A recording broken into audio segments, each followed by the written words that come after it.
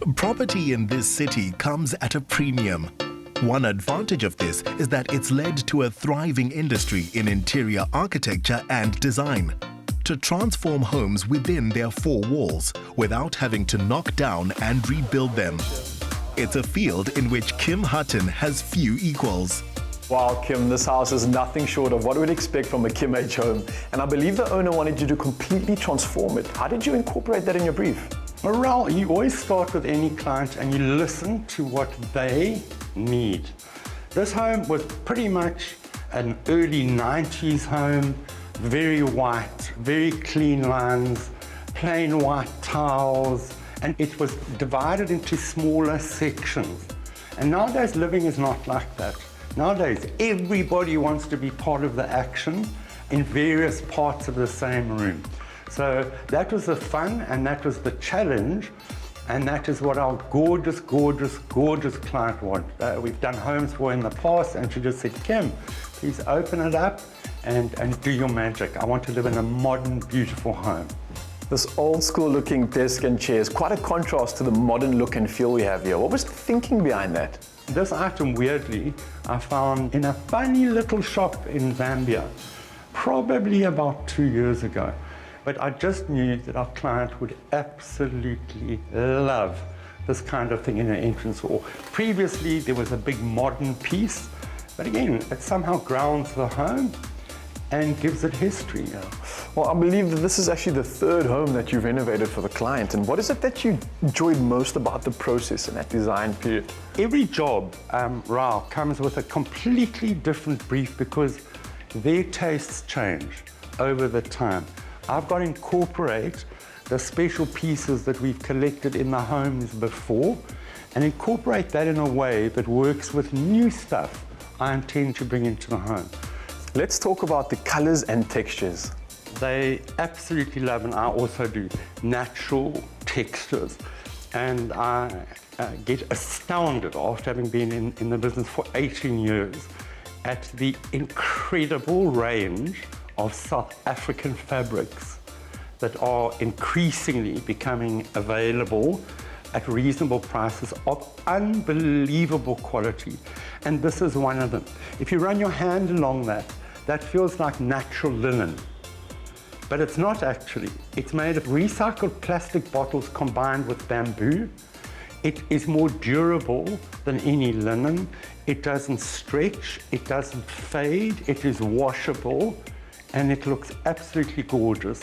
And our client was really eager to go as far the greener route as possible in terms of its sourcing, but basically very, very natural, very relaxed. The house uses art sparingly and effectively. Many pieces are ones which the owners brought with them, and they provide the soul of the home. Blue is a favorite color of theirs, so the cushions and fabrics took their cue from the art, and shades of blue are a signature running through the interiors. I must say, I love how these light fittings work so well with this oak table. Oh, Ralph, thank you. Remember that this section was completely separated from the dining room before and never really used. We've now incorporated it into the overall space.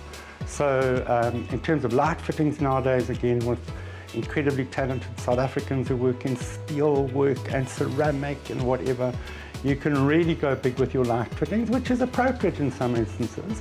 Here, I really wanted it to be elegant, but also modern, industrial, bringing a bit of the copper, which we brought copper elements into the house all over. And then again, a very simple but functional dining room table.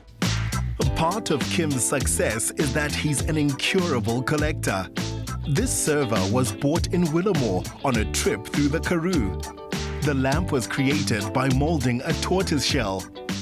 With no tortoises hurt in making this look-alike, Kim had to have it. What are these countertops made of? This is a new product. It actually is a granite, which is imported from Italy and polished and whatever in South Africa, and seemingly costs a fair amount less than the options available here in the country. So I love it. Absolutely love the texture. I love the patterns, and there's a whole array of patterns. The pool is small to save water and was open to let it fill naturally with the generous spring rain. The wood effect flooring is an attractive, efficient way to put down a warm foundation for the living areas. The split level to the library gives it the feel of a separate room. Kim, this room has a real calming feel to it and provides a much-needed escape from that modern-day chaos that we live in. It's interesting that you choose the word chaos, right? Because when we first saw this room, there was just stuff everywhere, and obviously near the garage, come in and dump. And it was a space they never ever used. So what they asked us to do is they are avid readers and said, please, can we make a quiet sanctum where we can sit and read? Both of the couple actually work in the evening, so turn it into a part study, part library, but we wanted it to be almost calm and unvibrant in terms of colors and a place of quiet.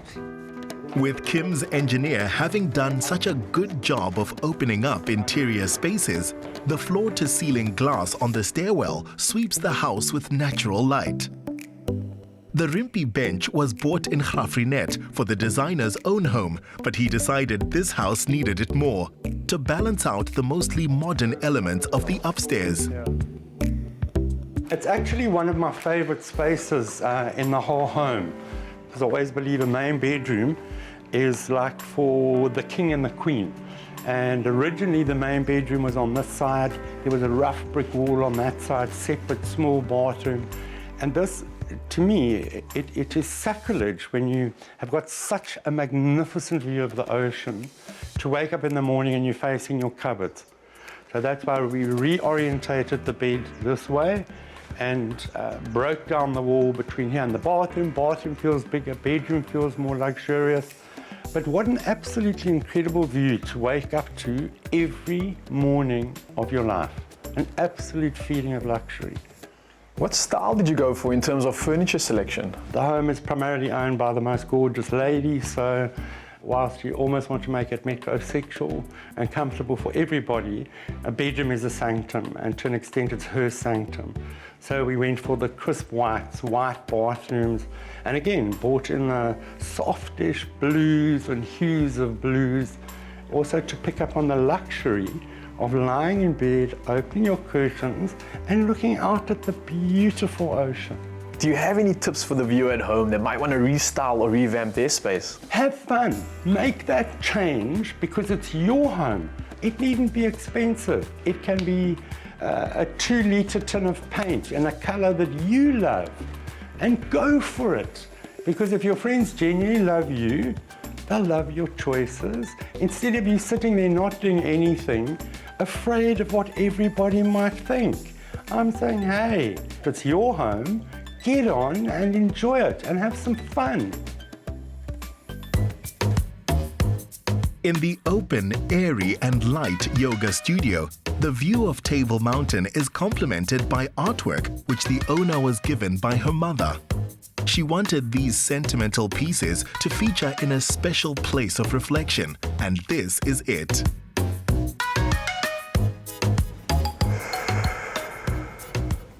In a breathtaking home like this with your very own yoga studio, how could you not find your inner zen? Wouldn't you agree, Kim? Oh, please be quiet. I'm trying to get a little bit of exercise, and I find you talking just like so irritating. A sense of humor is another essential when renovating your home for the days when it's not all going swimmingly.